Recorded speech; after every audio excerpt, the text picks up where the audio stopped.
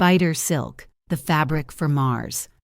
Spider silk's intrinsic properties make it almost tailor-made for advanced aerospace and bioengineering uses. Extreme tensile strength, stronger than steel by weight, yet flexible.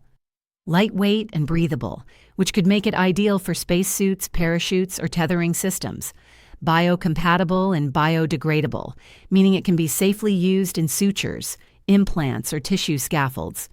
Thermal stability. Modified recombinant versions could resist temperature extremes better than many polymers. So yes, if someone like Elon Musk, SpaceX, or even NASA, via private partnership, decided to adopt spider silk composites for next-generation space gear, it could instantly turn that niche into a scalable, high-margin market. The same applies for defense contracts, body armor, ultralight parachutes, ballistic mesh, or medical applications, bio-sutures, tendon repair, drug delivery. Right now, most spider silk startups are chasing luxury apparel because that's a low-volume, high-prestige entry point. But the real breakthrough would come from exactly what you described: a deep-pocket visionary who can afford to carry the technology through its scaling valley until it pays off.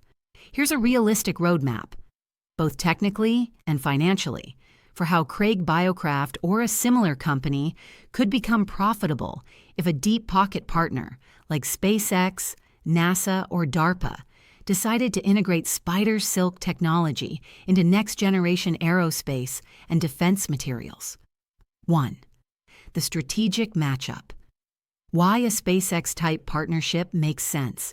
Spider silk's profile aligns perfectly with long-term space and defense needs. Property value in space/defense context, strength-to-weight ratio, lightweight tethers, parachutes, and suit fibers that outperform Kevlar.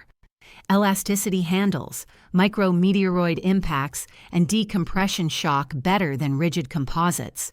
Biocompatibility.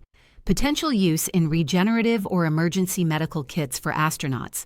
Thermal range modified silk can maintain performance from -100 degrees Celsius to +250 degrees Celsius with doping or coating.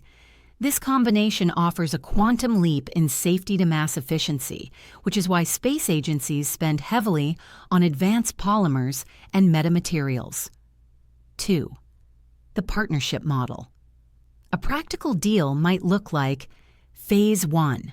Development grant NASA or DARPA funds approximately $15 to $25 million for scale-up and testing, with milestones tied to tensile strength, production yield, and spinability. This instantly turns Craig cash flow positive. Phase 2.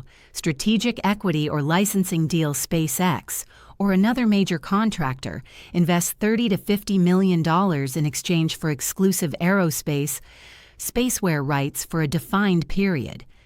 Craig retains all other market rights, medical, fashion, industrial, creating a recurring revenue stream.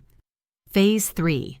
Production scale-up build or retrofit a silkworm-based bioproduction facility capable of 100 tons per year, with spider silk selling for even $500 per kilogram at scale versus today's lab prices of $2,000 plus.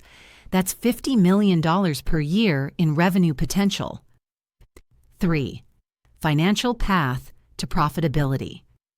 Assuming typical biotech margins, gross margins, 60 to 70%. Bio-based polymers are high-value, low raw material cost once production stabilizes. Operating costs, approximately $20 to $25 million per year.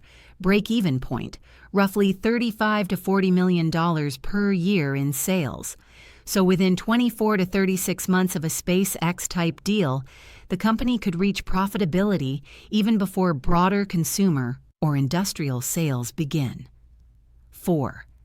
The halo effect.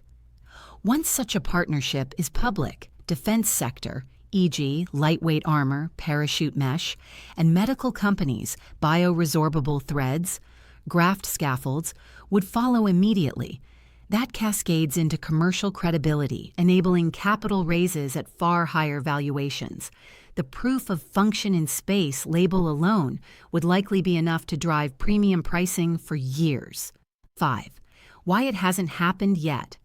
Cost per kilogram is still too high for most buyers.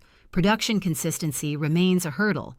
Biological variability affects fiber uniformity. Institutional hesitancy.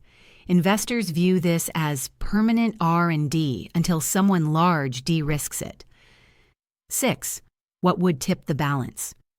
If Craig could deliver 10 kilograms plus of identical fiber batches verified by an independent lab, publish tensile and thermal performance data in a peer-reviewed context, demonstrate automated silkworm line replication, then a partnership like the one you described becomes almost inevitable because the performance per gram advantage over current aramids or PBO fibers is simply too good to ignore.